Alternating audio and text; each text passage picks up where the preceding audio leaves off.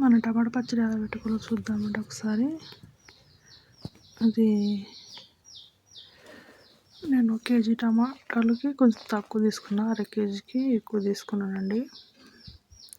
అవి సన్నగా కట్ చేసుకున్నాను. వాటిని గ్యాస్ మీద పెట్టి కొంచెం ఆయిల్ వేసి ఉడికించుకున్నామండి. అవి ఉడుకుతూ ఉంటాయి. దాంట్లో చింతపండు అండి ఒక గుప్పెడంత తీసుకున్న, ఒక పెరిగడు పుల్లగా ఉండటానికి కొంచెం టమాటాలు కలుపుకోవాలండి. ఉడుకుతున్నాయి, వాటర్ ఊరుతున్నాయండి. దానికి కావాల్సిన కారము ఒక గంటెడు, పెద్ద గంటెడు తీసుకున్నానండి.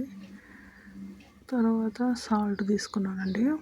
మనం పట్టించిన కారం అండి, ఇది కొంచెం కారం ఉంటుంది కాబట్టి గంటెడు నాకు సాల్ట్ తీసుకున్నానండి. ఇది కూడా గంటెడు తీసుకున్నా కానీ అంత పట్టదండి, కొద్దిగా ఉంచుతానండి మిగిలిద్ది. కారం కూడా ఒక స్పూన్ మిగిలిద్ది, ఉప్పు కూడా సగం మిగిలిద్ది. కావాలంటే తర్వాత చూసుకుని వేసుకోవచ్చని. తర్వాత ఆవాలు 2 టేబుల్ స్పూన్ అండి, మెంతులు 1 టేబుల్ స్పూన్ అండి. టమాటాలు ఉడికిన లేవు మళ్ళీ ఒకసారి చూసుకుందాం. మధ్య మధ్య కలుపుతూ ఉండాలి ఆ వాటర్ ఇరిగిపోయే వరకు. వాటర్ ఇరిగిపోయినాక దగ్గర పడుతుంది అన్నప్పుడు నేను కలుపుతూ ఉండాలండి. కలుపుకోవడం వెళ్ళిపోయాలండి పోపులోకి, పచ్చడిలోకి. ఇందాక చూపించిన చింతపండు ఇప్పుడు వాటర్ ఇరిగిపోయినాక అందులో వేసి కలుపుతున్నాను. ఇది కొంచెం కలుపుకుంటూ ఉండాలి. ఇప్పుడు ఫస్ట్ వేస్తే కొంచెం అడుగట్టింది కాబట్టి చింతపండు అంత అయిపోయినాక వేయాలి. అది కలుపుకోవడం అయిపోయిందండి, కలుపుకున్నాను. ఇట్లా దగ్గరికి అయిందండి చూడండి. ఇట్లా వాటర్ లేకుండా గూజు గ్రేవీ లాగా వచ్చిందిగా, ఇట్లా కావాలి. ఇప్పుడు దీన్ని చింతపండు వేసినా కాబట్టి కొద్దిసేపు ఉంచుకొని ఇప్పుడు దించేస్తున్నానండి. తర్వాత ఆవాలు మెంతులు కలిపి వేపుకుంటున్నా. అవి వేగుతున్నాయి. అవి చిటపట అంటే వేగుతున్నట్టు ఇట్లా తీసేయాలండి, మాడిపోతే. మిక్సీ పట్టుకుంటున్నా. ఆవాలను మెంతులు కలిపి అందులో 4 వేసానండి ఎల్లిపాయలు, కొంచెం ఉప్పు కూడా వేసాను, కల్లుప్పు, సాల్ట్ కొంచెం మెత్తగా పట్టడం కోసం. ఆ తర్వాత కారం కలుపుతున్నానండి. కారం మొత్తం పట్టింది కానీ ఒక స్పూన్ అంత ఉంచానండి. సాల్ట్ అయితే హాఫే పట్టిందండి, హాఫ్ వేసాను. మసాలాలు కూడా కలిపి వేసుకున్నాను టమాటాల దాంట్లో.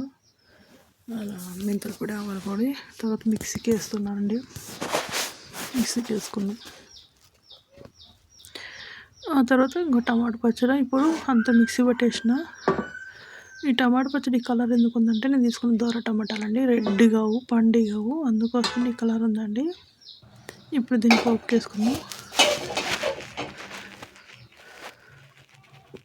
పోపు కావాల్సిన శనగపప్పు, ఎండుమిర్చి, ఆవాలు, వెల్లుల్లి, జీలకర్ర, శనగపప్పు. ఆయిల్ హీట్ ఎక్కిందండి, శనగపప్పు వేసుకుందాం. నేనైతే ఇంట్లో కానీ ఆయిల్, మన ఇంట్లో వాడే ఆయిల్ ఉంది కదండి వంటలోది, అది వేసానండి. ఎందుకంటే నాకు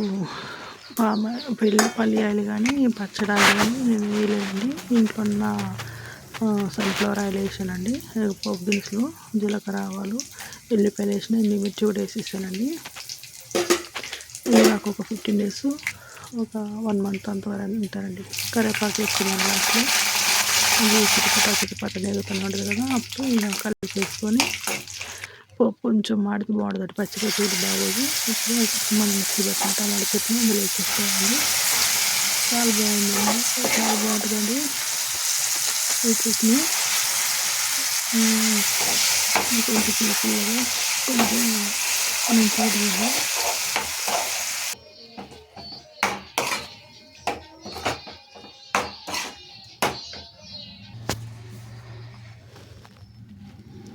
అది అట్లా కొంచెం కారం అవన్నీ వేసినాం కదా, పచ్చి కొంచెం పచ్చివాసన పోయే వరకు కొద్దిసేపు నూనెలో ఉడికించుకోవాలండి. గ్యాస్ సిమ్లో పెట్టి అట్లా ఉడుకుతుంది కదా, నూనె ఏర్పడింది కదా, అప్పుడు వరకు ఉంచుకొని ఇంకా తర్వాత బంద్ చేసుకోవాలండి. టమాటా పచ్చడి చాలా బాగుంటుందండి.